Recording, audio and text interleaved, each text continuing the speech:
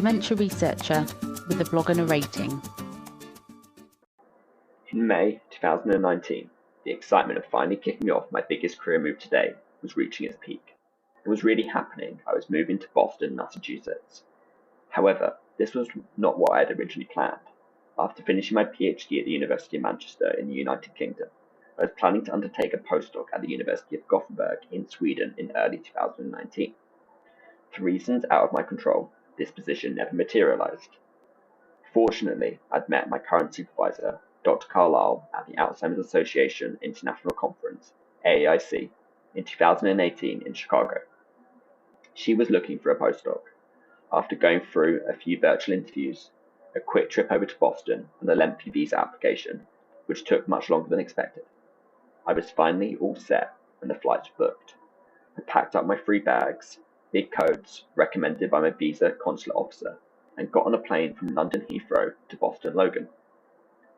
After landing in Boston, I met up with my supervisor, who'd arranged for me to rent out her old flat for a few weeks, and had provided me with the essentials to get settled, which I greatly appreciated.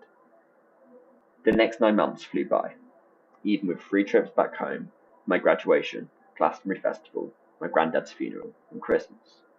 But like many others, I had no idea what was to come after flying back after Christmas in 2019. Fortunately, I had built up a good group of friends around me in the US, my fantastic lab mates, and met my wonderful girlfriend. But I know many others that weren't so lucky. In March 2020, after all our labs shut down, I really struggled. It was just me, alone in another country for 3 months.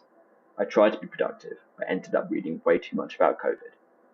I was fortunate to get back into the lab in June 2020, but working masked and in shifts with the constant threat of getting infected loomed over me. Slowly, things started to normalize, but my problems felt insignificant in comparison to the societal changes happening around me, with the Black Lives Matter protests and vast COVID death toll. I've been thinking a lot recently, as I was fortunately able to fly home for Christmas in 2021, about what I've missed by moving to Boston. I've missed the birth of a second cousin, my aunt's funeral, and my nana going into care. I'm the lucky one. I've called my family each week.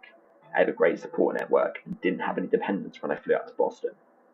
Now I feel like I have 2 families, the one in the US who have gotten me through the last 3 years, and mine back in the UK who have always been there for me.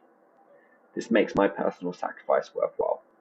While science is important, I haven't talked about that until this sentence. I hope this helps you think about what you can gain and what you'll miss out on if you move abroad. For those of you who can't move abroad for whatever reason, I envy you for being able to see those critical family moments at home. For those about to make that move, I envy you too, as you're about to have an experience of a lifetime, despite the trials and tribulations. Thank you for listening. Join the Dementia Research bloggers and share your own views.